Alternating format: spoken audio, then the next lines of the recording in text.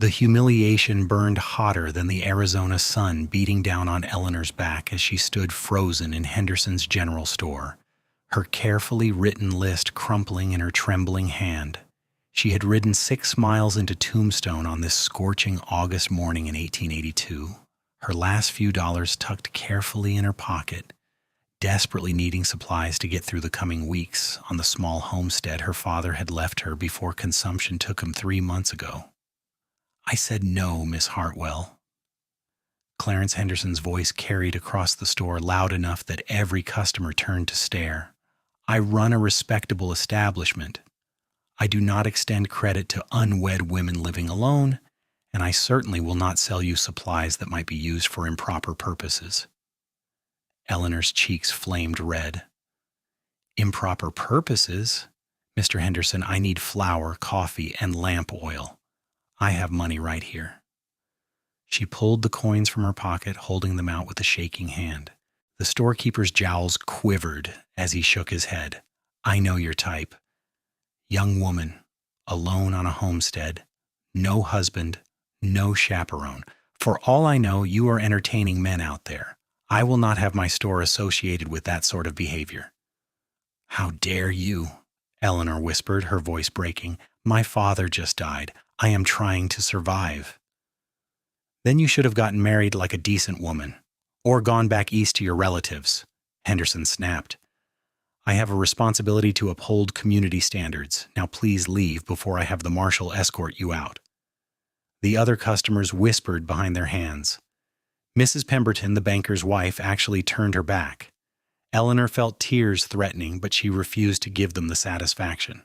She had survived watching her father waste away, had buried him with her own hands when no one from town would help, had spent the past 3 months breaking her back trying to work the land and tend the small herd of cattle he had left her. She would not cry now. She turned toward the door, her vision blurring, and collided hard with what felt like a solid wall.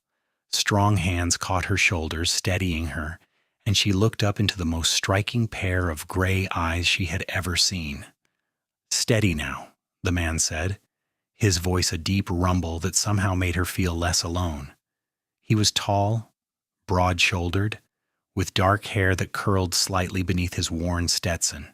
His face was sun-bronzed and handsome in a rugged way, with a strong jaw shadowed by a few days of stubble.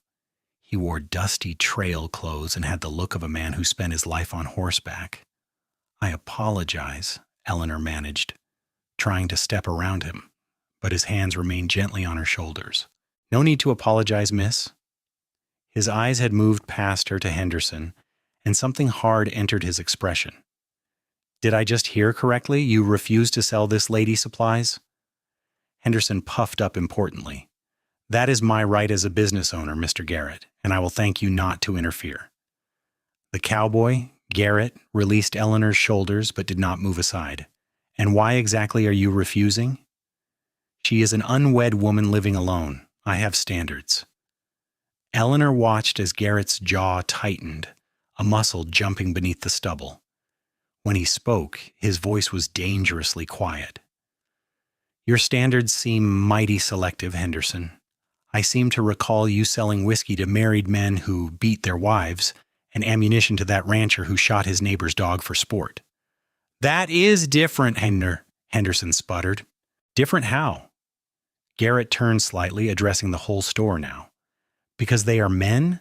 This lady came in with money to buy honest supplies. Flour and coffee are not exactly tools of sin." Someone in the back of the store snickered, and Henderson's face turned purple. "I do not have to explain myself to you, Garrett. I run this store as I see fit." "Fair enough." Garrett's voice was calm now, almost pleasant, which somehow made it more intimidating. He pulled out Eleanor's crumpled list from where she had dropped it, smoothing it against his thigh. 50 pounds of flour, 20 pounds of coffee, sugar, salt, lamp oil, matches, and fabric for curtains. "That the full list, miss?" Eleanor stared at him, confused. "Yes, but I can go to another store."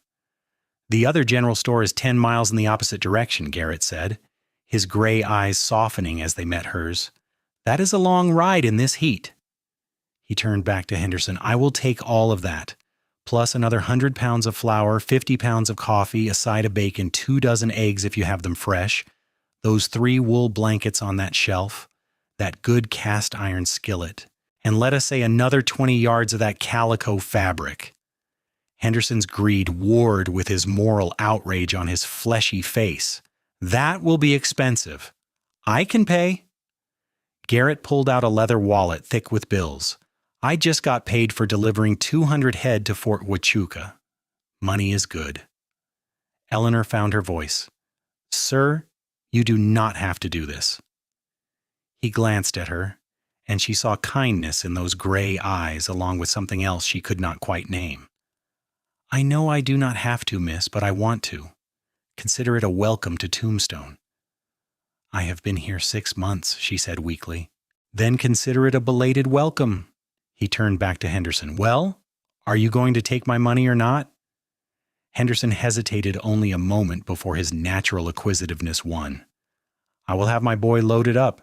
Your wagon outside, Garrett? Loaded on my horse for now. I will bring a wagon around. Garrett handed over the money, counting it out carefully while Henderson watched with greedy eyes. Eleanor stood rooted to the spot, unable to process what was happening. This stranger was spending what must be a significant portion of his earnings on supplies for her, a woman whose name he did not even know. As Henderson hurried to fill the order, barking instructions at his nervous assistant, Garrett turned to Eleanor. Up close, she could see fine lines at the corners of his eyes, suggesting he smiled often, though he was not smiling now. He was perhaps 27 or 28, young, but with the weathered look of a man who had lived hard. Thank you, she managed, but I cannot accept this. I do not even know you. James Garrett, he said, touching the brim of his hat. Most people call me James. I work for the Triple C Ranch, about 12 miles north of here. Been driving cattle and breaking horses for them for 3 years now. Eleanor Hartwell. She swallowed hard. And I have money to pay for my supplies. I do not need charity. Not charity, he said firmly. Henderson sold those supplies to me. What I do with them afterward is my business, and I choose to deliver them to a neighbor who needs them. We are not neighbors. I live south of town. We live in the same territory. That makes us neighbors in my book. His expression softened. Look, Miss Hartwell, I heard about your father. I'm sorry for your loss. And I'm sorry that small-minded people like Henderson are making your life harder than it needs to be. Let me help. No strings, no expectations, just one person helping another. Eleanor felt the tears threatening again, but this time they were not tears of humiliation. When was the last time anyone had shown her simple kindness? I will pay you back. If you insist, but there is no hurry, I'm not going anywhere. He glanced toward the counter where Henderson's assistant was struggling with a large sack of flour. Where is your wagon? I only have a horse. I was going to make multiple trips. James shook his head. In this heat? You will exhaust your animal. No, I will borrow a wagon from the livery and deliver everything to your place, if that is all right with you. I cannot ask you to do that. You are not asking. I am offering. His smile transformed his face, making him almost boyishly handsome. Besides, I want to make sure Henderson does not shortchange me on the order. That man would cheat his own mother if he thought he could get away with it. Despite everything, Eleanor felt a small smile tugging at her lips. You might be right about that. I know I'm right. I have been dealing with him for 3 years. James turned as Henderson's assistant began piling supplies on the counter. I will get the wagon. Give me 20 minutes. Will you wait here? Eleanor glanced at Henderson, who was glaring at her with undisguised hostility. I will wait outside. Probably for the best, James agreed. He touched his hat brim again. 20 minutes, Miss Hartwell. She stepped out into the brutal Arizona sunshine, leading her horse to the shaded side of the building. Her mind was reeling. She kept replaying the scene in the store. The humiliation of Henderson's accusations, the shock of this stranger stepping in to help. James Garrett. The name rolled through her thoughts like a promise. True to his word, He appeared 18 minutes later driving a sturdy wagon pulled by a pair of matched bay horses. He jumped down with an easy grace that spoke of years in the saddle and began loading supplies with the help of Henderson's assistant, who kept shooting nervous glances at his employer through the store window. Eleanor tied her horse to the back of the wagon and climbed up onto the seat without waiting for help.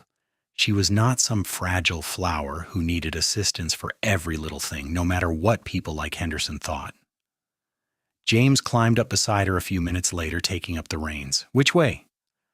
"South Road for about 4 miles. Then there is a track that turns west. You will see the windmill." He clicked to the horses, and they moved forward, the wagon creaking under its heavy load. For a few minutes they rode in silence, leaving the bustling streets of Tombstone behind. The town was still booming with silver money, though Eleanor had heard rumors that the mines were starting to flood. Everywhere she looked, there were saloons, gambling halls, and opportunists trying to get rich quick. "How long have you been on your own?" James asked quietly as they reached the edge of town. 3 months. Nearly 4 now. My father got sick last November. By May, he was gone. She kept her eyes on the horizon. He had been planning to hire help this summer, get some crop rotation going, maybe expand the herd. Instead, he spent what little money we had on medicines that did not work. "No other family?" "My mother died when I was 12. There is an aunt back in Philadelphia, but I have not seen her since I was a child. When my father decided to come west for his health 7 years ago, she disowned us, said we were fools throwing our lives away." "Were you?" Eleanor considered the question. "I do not know. My father was happy here, happier than I ever saw him back east. Even when he was sick, he loved watching the sunsets and feeling the wide open space around him, so maybe it was worth it for him." "And for you?" "I am still deciding." She glanced at him sideways. "Why are you doing this? Really? You could have just let me leave the store." James was quiet for a moment, his strong hands steady on the reins. "About 5 years ago, my sister found herself in a similar situation. Her husband died in a mining accident, left her with a baby and no money. She went to the company store to buy food, and they refused to sell to her because she owed them money on her husband's account. Money for his mining equipment. Can you believe that? They wanted her to pay for the tools that got him killed." "What happened to her?" "A neighbor woman helped her out, bought her supplies, let her stay in her spare room until she could figure things out. Eventually, my sister moved back home to our parents in Texas, but I never forgot that kindness. And I never forgot how people treated her like she was worthless just because she was a woman alone." His jaw tightened. "When I saw Henderson treating you that way, I saw my sister standing there. I had to do something." Eleanor felt something warm unfold in her chest. "Your sister was lucky to have you looking out for her." "I was not there when she needed me. I was off being a stupid kid trying to prove I was a real cowboy. By the time I heard what happened, it was already over, so I guess helping you is my way of making up for not being there for her." "That is not your fault." "Maybe not, but it eats at me anyway." He gave her a crooked smile. "So, you see, you're actually doing me a favor by letting me help. Eases my conscience a bit." They rode in comfortable silence for a while, the desert landscape rolling past in shades of brown and gold and dusty green. The heat was oppressive, shimmering in waves off the hard-packed road, but Eleanor found herself less bothered by it than usual. Maybe it was the company, or maybe it was just the relief of not having to make this journey alone and ashamed. "There," she said, pointing to a narrow track that branched off the main road. "That is my land." The wagon turned onto the track, and 5 minutes later the homestead came into view. Eleanor tried to see it through James's eyes. The small wooden house her father had built, weathered gray by the sun and wind. The sagging porch that needed repair. The barn that listed slightly to one side. The vegetable garden she had been trying to keep watered, with varying degrees of success. The windmill that squeaked and groaned but still pumped water from the well her father had dug 3 years ago. It was not much, but it was hers. And despite everything, she had kept it going. "Nice spot," James said, and he sounded like he meant it. Good water source, decent grazing land. Your father chose well." "He did." Eleanor climbed down from the wagon before it fully stopped, suddenly self-conscious. "You can just leave the supplies on the porch. I can unload them later." "Not a chance." James was already hefting a sack of flour. "Where is your pantry?" "Inside, to the left." "But really, you have done enough." He ignored her protest and carried the flour inside. Eleanor hurried after him, acutely aware of the sparse furnishings, the dust on the windowsills, the general air of a place where someone was barely hanging on. James set the flour down in the small pantry and turned to survey the main room. "Good, solid construction," he said approvingly. "Your father knew what he was doing." "He was a carpenter back east before his lungs got bad." Eleanor moved to open the windows, letting in what little breeze there was. That is why he thought the dry air out here would help. It might have, if he had come sooner. James went back out for another load, and Eleanor grabbed a sack of coffee before he could carry everything himself. It took them 6 trips to unload the wagon. By the end, Eleanor's small pantry was better stocked than it had been since before her father got sick. She stared at the supplies, feeling overwhelmed. "I do not know how to thank you," she said quietly. James leaned against the door frame, his hat pushed back on his head. "You already did. Besides, I told you, no thanks necessary. At least let me give you some water for your horses, and yourself." "Now that I will accept." He followed her outside to the well, where she pumped water into a bucket for the horses and filled a dipper for him. He drank deeply, and she found herself watching the way his throat moved as he swallowed, the way drops of water clung to his lower lip. She looked away quickly, confused by the flutter in her stomach. She barely knew this man. "Your garden looks like it could use some help," James observed, nodding toward the struggling vegetable plants. "I know. I have been trying to keep it watered, but there's so much else to do. The cattle need tending, and 3 of my fence posts rotted through last month. I spent 2 weeks digging new holes and setting posts." She heard the exhaustion in her own voice. "Some days I feel like I'm running as fast as I can just to stay in the same place." "How many head of cattle do you have?" 32. Not a large herd, but it is all I can manage alone." James was quiet for a moment, staring out at the land. "I have Sundays off," he said slowly. "I could come by and help with some of the heavier work, mending fences, whatever needs doing. I cannot ask you to do that." "Good thing you're not asking, then." He turned to face her, and the intensity in his gray eyes made her breath catch. "Miss Hartwell, Eleanor, I can see you are trying to hold this place together through sheer willpower, but everybody needs help sometimes. There is no shame in accepting it. People will talk," she said quietly. "A single man coming to visit a single woman. People are already talking, or did you miss the scene in Henderson's store?" His expression softened. "Look, I am not going to force myself on you. If you want me to stay away, I will. But if you will let me, I would like to help. Just as a friend and neighbor. Nothing more unless you wanted there to be more, and I'm not suggesting that you should. I just mean—" He stopped, looking uncharacteristically flustered. "I am making a mess of this, aren't I?" Despite everything, Eleanor laughed. It felt strange, like muscles she had forgotten how to use. "A bit, yes." He grinned ruefully. "Let me start over. I would like to be your friend, Eleanor. This territory is hard enough without going it alone. What do you say?" She looked at him. This man who had stepped in to defend her when everyone else turned away, who had spent his hard-earned money to help a stranger, who was now offering his Sundays to help her keep her father's dream alive. She thought about pride and independence and all the reasons she should say no. "I say yes," she heard herself answer. "I could use a friend." His smile was like the sun breaking through clouds. "Good. Then I will see you Sunday morning if that works for you." "Sunday morning," she agreed. He climbed back onto the wagon, tipping his hat to her. "Take care of yourself, Eleanor Hartwell." "You too, James Garrett." She watched him drive away, the wagon leaving a trail of dust that hung in the still air long after he disappeared from view. Only then did she allow herself to smile, really smile, for the first time in months. Sunday morning arrived hot and clear, and Eleanor was up before dawn. She told herself she was just being practical, getting her chores done before the heat became unbearable.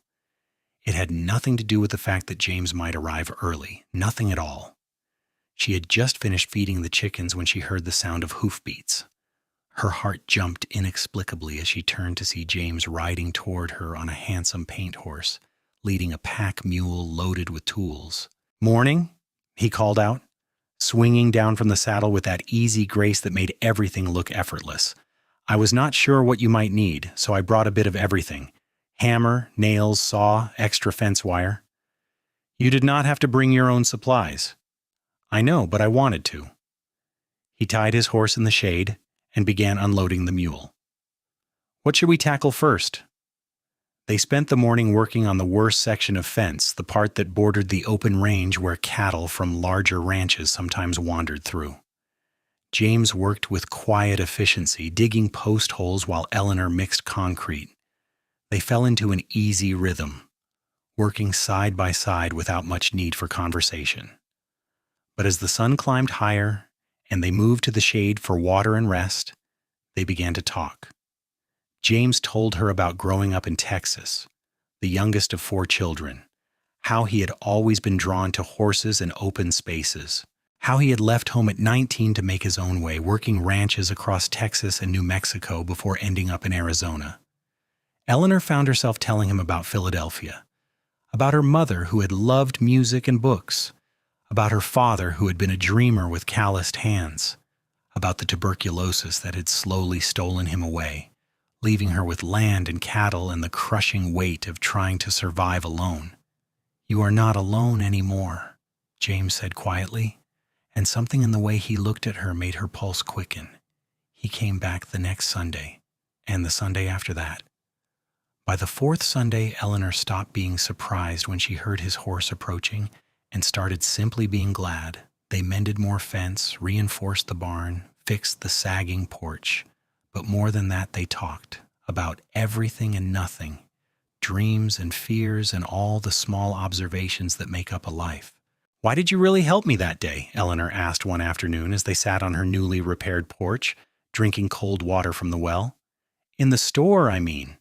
It could not have just been about your sister." James was quiet for a long moment, rolling the dipper between his palms. "You want the honest truth?"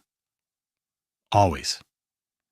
"When you turned around and looked up at me, something just clicked into place. Like I'd been waiting my whole life without knowing what I was waiting for, and then there you were." He glanced at her, his expression vulnerable in a way she had never seen. "I know that sounds ridiculous. We had just met."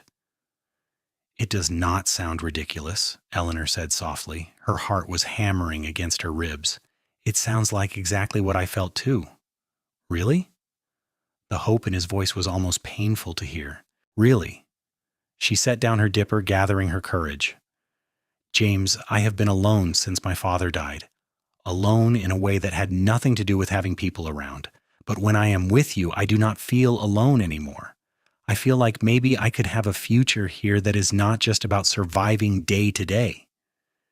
He reached out slowly, giving her time to pull away, and took her hand. His palm was calloused from hard work, warm and solid. "Eleanor, I have been trying to go slow, trying not to rush you or make you uncomfortable.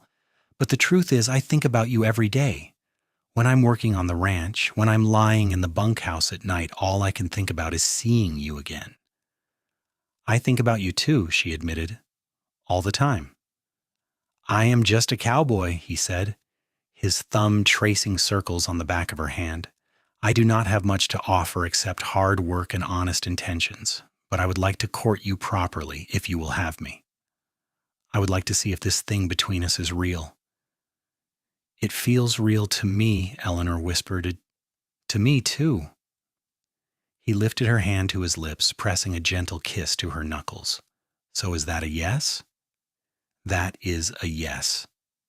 His smile was radiant. and Eleanor felt something shift inside her, like a door opening onto a landscape she had never dared imagine for herself. The future suddenly seemed less like an endless struggle and more like a possibility. After that, things changed between them. Nothing improper, nothing that would give the gossips more ammunition, but there was a new awareness, a new tenderness in every interaction. James still came every Sunday, but now he also rode by on weekday evenings when his work permitted just to see her, to sit on the porch and watch the sunset together. He brought her small gifts, a book of poetry he had bought in town, a length of ribbon the color of her eyes, a jar of honey from a ranch hand who kept bees. She cooked for him simple meals that they shared at her small kitchen table, and the house felt less empty with his presence filling it. They talked about everything.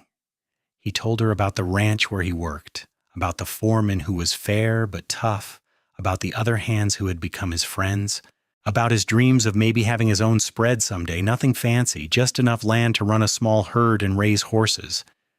She told him about the loneliness of the past months, about the nights when she lay awake wondering if she was crazy to try to hold on to this place, about the small victories that kept her going, about her own dreams, which were becoming clearer now, to make this homestead thrive, to prove to herself and everyone else that she was strong enough to build something lasting. "You are the strongest person I know," James told her one evening, as they watched the sun paint the sky in shades of orange and pink. "The way you have held on, the way you keep fighting even when everything seems stacked against you. It amazes me." "I do not feel strong most of the time," Eleanor admitted. "I feel scared and exhausted, and like I am one bad week away from losing everything." "That is what strength is," he said, turning to look at her. "Being scared and doing it anyway, not giving up even when it would be easier. You could have left after your father died, gone back east to your aunt, but you stayed. You kept his dream alive." "It is my dream too now," she realized. Somewhere along the way, it became mine. "I am glad." He reached for her hand, a gesture that had become natural between them, "because I cannot imagine this place without you in it." 3 months after that first meeting in Henderson's store, James arrived on a Sunday morning with a different look in his eyes, a nervous energy that communicated itself to Eleanor immediately. "What is wrong?" she asked as he dismounted. "Nothing is wrong. At least, I hope nothing is wrong." He tied his horse and turned to face her, pulling off his hat and worrying the brim between his hands. "Eleanor, I have been thinking about something. Actually, I have been thinking about it since the day we met, but I wanted to wait, wanted to make sure I was not rushing things." Her heart began to race. "What have you been thinking about?" "About the fact that I am in love with you." The words came out in a rush. "I know we have only known each other a few months, and I know you have had so much loss already, and I do not want to pressure you or make you feel like you have to say anything back, but I needed you to know. I love you, Eleanor. I love your strength and your kindness and the way you laugh at my terrible jokes. I love the way you look in the morning light and the way you bite your lip when you are concentrating on something. I love everything about you, and I cannot keep pretending I do not." Eleanor felt tears welling up, but they were good tears this time, joyful tears. "James Garrett, you impossible man, I love you too. I have loved you since you stood up to Henderson for me. Maybe even since you caught me when I tried to run out of that store." His face transformed with relief and joy. "You do?" "I do." She stepped closer to him, close enough to see the flecks of silver in his gray eyes, close enough to feel the warmth radiating from his body in the morning sun. "I have been so afraid to admit it, even to myself. But yes, I love you." He reached up slowly, cupping her face in his hands, giving her every opportunity to pull away. When she did not, when she leaned into his touch instead, he lowered his lips to hers in a kiss that was gentle and sweet and full of promise. Eleanor had been kissed before, brief, furtive kisses from a boy back in Philadelphia, but this was nothing like that. This was coming home. This was finding something she had not even known she was looking for. When they finally pulled apart, both breathing hard, she rested her forehead against his. "I want to marry you," James said quietly. "Not right away if you're not ready, but someday. I want to wake up next to you every morning and work this land beside you and build a life together. I want everything with you, Eleanor." "I want that too," she whispered. "I want all of it. There is one problem, though." He pulled back slightly to look at her. "Henderson." Eleanor blinked in confusion. "What about him?" "He is still refusing to sell to you, and as much as I would love to be your personal supply runner forever, it is not practical long term. You should be able to walk into any store in town and buy what you need without being insulted. I have been going to the store 10 miles south. They do not care about my marital status. That is a long ride every time you need something. No, we need to deal with Henderson." James's expression turned calculating. "I have an idea." 2 days later, Eleanor stood outside Henderson's general store again, her stomach in knots despite James's reassuring presence beside her. He squeezed her hand once, then pushed open the door. Henderson looked up from his ledger and his face immediately soured. "I thought I made myself clear, Miss Hartwell. You are not welcome here."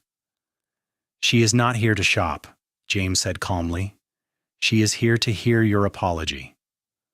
Henderson's jaw dropped. "My what?" "Your apology. For the way you treated her, for the things you implied about her character, and for refusing to conduct business with a paying customer based solely on her marital status." James's voice was pleasant but firm. "Once you have apologized, you are going to promise that you will treat her with the same respect you show every other customer, and then we will all move forward like civilized people." "I will do no such thing," Henderson sputtered. "This is my store, and I will run it as I please." "That is your right," James agreed. "And it is my right to tell every ranch hand, every cowboy, every driver and wrangler in this territory about how you treat people, about how you judge women based on circumstances beyond their control and make wild accusations with no evidence. I know a lot of folks, Henderson. A lot of folks who spend a lot of money on supplies for the ranches they work for. It would be a shame if they all decided to take their business to that store 10 miles south." The color drained from Henderson's face. "You would not." "Try me." James's eyes were hard. "Eleanor has done nothing wrong. She is trying to survive on her own land, working harder than most men I know. She deserves respect, not persecution. So you can apologize and treat her fairly, or you can watch your business dry up. Your choice." The store had gone silent. Every customer was watching, including Mrs. Pemberton, who was staring at Henderson with something like disgust on her face. "Well, Mr. Henderson?" "Mrs." Pemberton said suddenly. "Are you going to apologize to this poor girl? Because if you do not, I will certainly tell my husband about this conversation, and I know the bank has considerable say in where the town's business goes." Eleanor stared at the banker's wife in shock. Mrs. Pemberton had turned her back just a few months ago. Henderson's face went through several shades of red before settling on a sickly gray. "I may have been hasty in my judgment," he muttered, not meeting Eleanor's eyes. "Louder," James said, "and look at her when you say it." Henderson glared at James but turned to Eleanor. "I apologize for my treatment of you, Miss Hartwell. It was uncalled for. You are welcome to shop here. It was not gracious, but it was something." Eleanor lifted her chin. "Thank you, Mr. Henderson. I appreciate your apology." "Now, was that so hard?" James asked cheerfully. "Come on, Eleanor, let us get those supplies you needed." As they walked through the store, collecting items, Eleanor noticed people nodding to her respectfully. Mrs. Pemberton actually smiled. By the time they reached the counter, Henderson was all false smiles and obsequiousness, though his eyes remained cold. But Eleanor did not care. She paid for her supplies with her own money, received them without incident, and walked out of that store with her head high. James carried the packages to her horse, loading them carefully. "That felt good," she admitted once they were outside. "It looked good from where I was standing." He grinned at her. "You are magnificent when you're standing up for yourself. I had help. You would have been fine on your own, but everyone can use backup sometimes." He helped her mount her horse, his hands lingering on her waist a moment longer than necessary. "Dinner tonight? I will bring steaks from the ranch." "That sounds perfect." He arrived that evening as the sun was setting, carrying not just steaks but also a bottle of wine he had somehow acquired and a bouquet of wildflowers that made Eleanor's heart melt. "Where did you find those?" she asked, taking the flowers reverently. "There is a meadow about 3 miles north of here. I rode out there this afternoon." He looked almost shy. "I wanted tonight to be special." "Why is tonight special?" "Because I cannot wait anymore." He took both her hands, his expression serious. "Eleanor Hartwell, I know we have only known each other 4 months. I know people will say it is too fast, that we should wait longer. But I have never been more sure of anything in my life. I love you. I want to spend every day of the rest of my life with you. Will you marry me?" Eleanor's eyes filled with tears. "You do not even have a ring." "I have a ring." He pulled a small box from his pocket, opening it to reveal a simple gold band with a small diamond. "It was my grandmother's. My mother sent it to me when I wrote her about you. She said any woman who could capture my restless heart deserved the family ring." "You wrote to your mother about me?" "I wrote to my whole family about you. I might have talked about you to everyone at the ranch, too, and possibly to strangers in town. I have been boring people with stories about how wonderful you are for months now." He grinned. "So what do you say? Will you marry me and make an honest man out of me?" "Yes," Eleanor said, laughing through her tears. "Yes, yes, 1,000 times yes." He slipped the ring onto her finger. It fit perfectly, as if it had been made for her. Then he pulled her into his arms and kissed her until she was dizzy with happiness, until the world narrowed down to just the two of them and the future stretching out ahead like a promise. They were married 6 weeks later in a small church in Tombstone. James's family came out from Texas, his parents, his sister Anna with her baby daughter, his 2 older brothers with their wives. Eleanor's aunt even made the journey from Philadelphia, though she spent most of the wedding looking scandalized by the rough Western setting. "You could still come back east with me," Aunt Margaret said as Eleanor was getting ready. "It is not too late. This cowboy seems nice enough, but what kind of life is this? Scratching out an existence in the desert?" "It is the life I choose," Eleanor said firmly. "James and I are going to build something here, something real and lasting. I am sorry if you cannot understand that, but I hope you can be happy for me anyway." Her aunt sighed. "You have your father's stubborn streak." He would not listen to reason either. But then her expression softened. "He would be proud of you, though, of how you have managed on your own, of the woman you have become. And I suppose your young man did stand up for you quite admirably from what I hear." "He did," Eleanor agreed, thinking of that day in the store. "Then I suppose I can give you my blessing for what it is worth." Aunt Margaret kissed her cheek. "Be happy, child. That is all that matters in the end." The wedding was simple, but beautiful. Eleanor wore a cream-colored dress that James's sister had helped her make, with lace at the collar and cuffs. James wore a new suit that looked only slightly uncomfortable on his rangy frame. They exchanged vows in front of friends and family, promising to love and honor each other for as long as they lived. When the preacher pronounced them husband and wife, James kissed her with such tenderness that Eleanor heard several women sigh. Then they walked back down the aisle together, hand in hand, ready to start their new life. They spent their wedding night in a hotel in Tombstone, a luxury they could barely afford but that James insisted on. The next morning they rode back to the homestead together, and Eleanor felt a rightness settle over her as they approached the small house that was now truly home.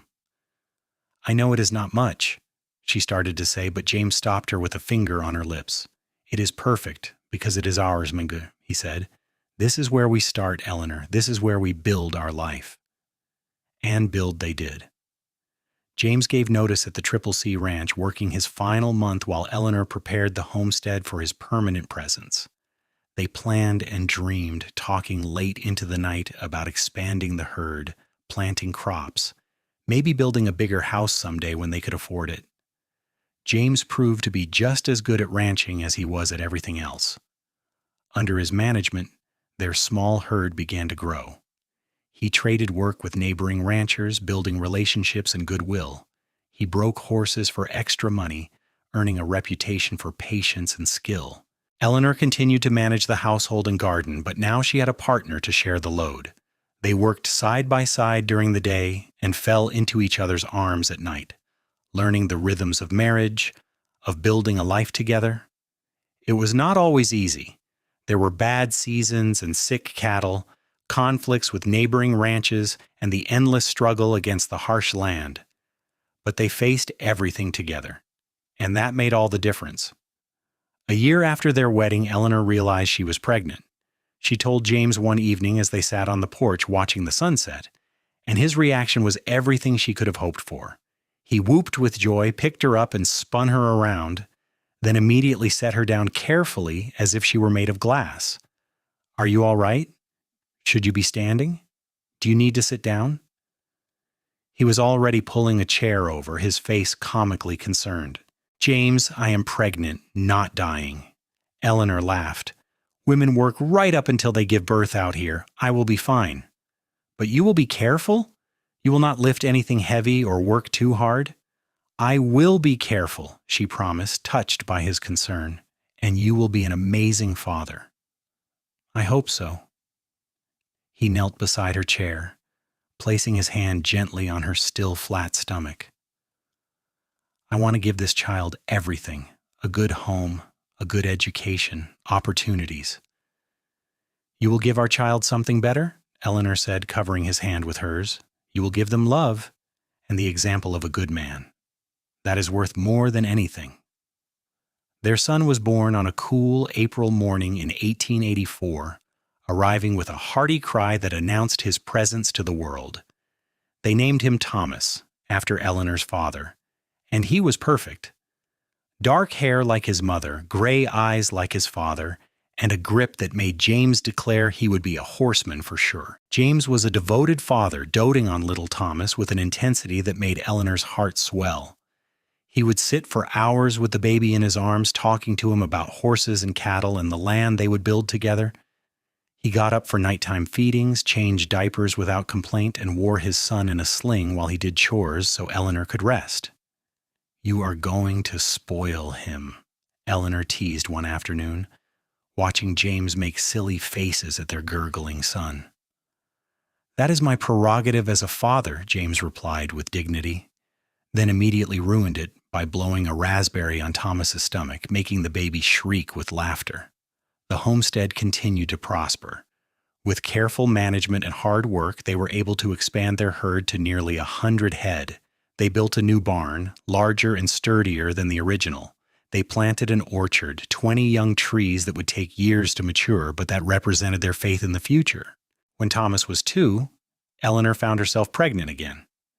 This time she had an easier pregnancy, and their daughter arrived on a warm September evening.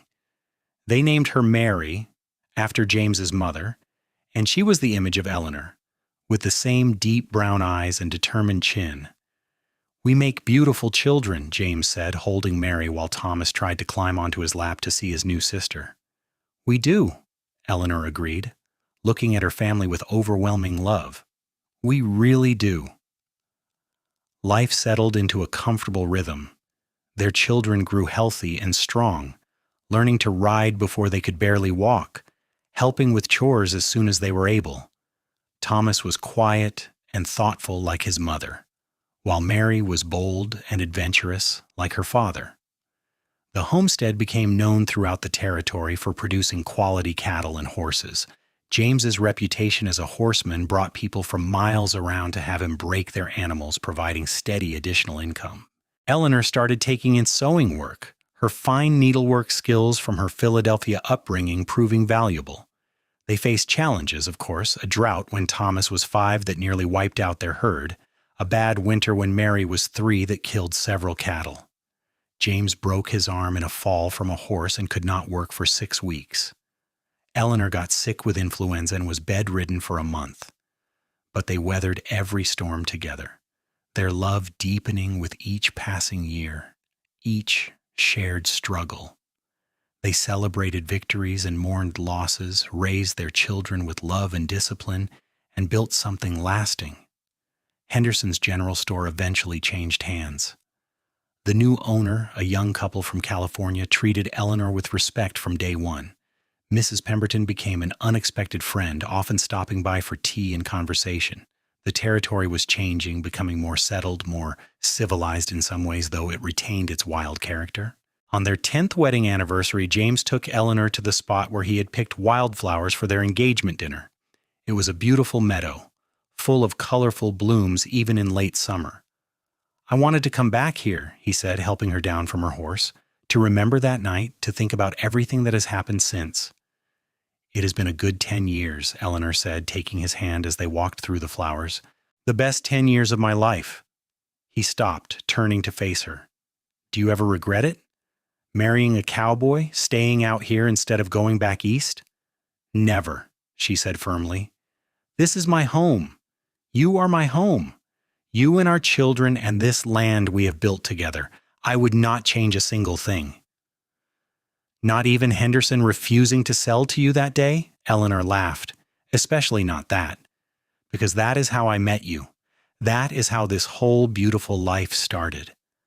"I love you, Eleanor Garrett." He pulled her close, kissing her with the same passion as their wedding day. "I will love you for the rest of my life."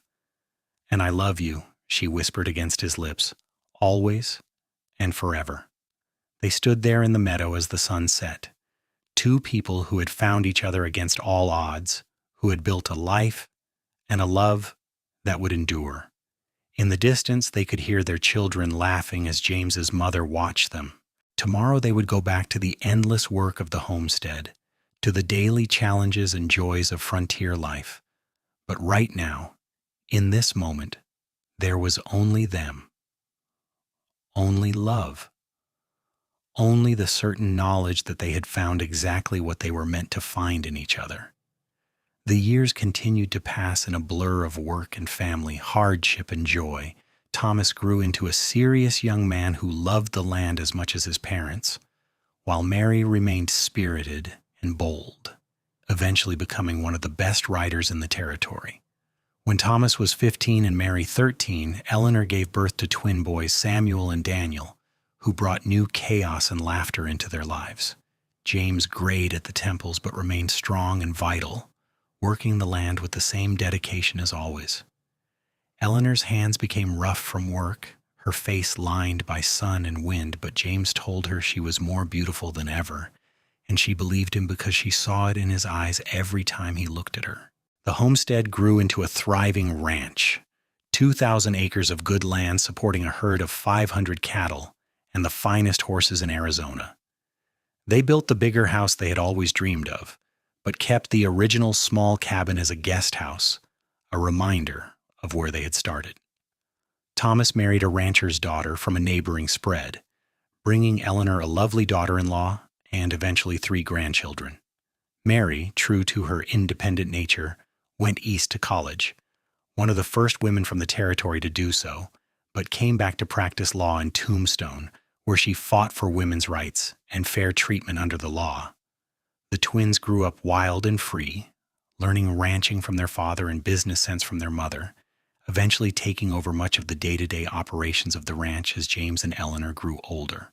On a warm evening in 1910, nearly 30 years after that first meeting in Henderson's store, Eleanor and James sat on the porch of their home, watching the sunset paint the sky in familiar shades of orange and pink.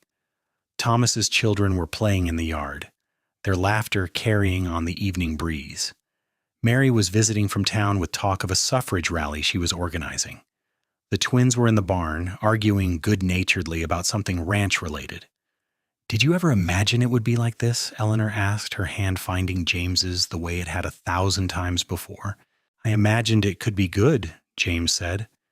"But I never imagined it could be this good.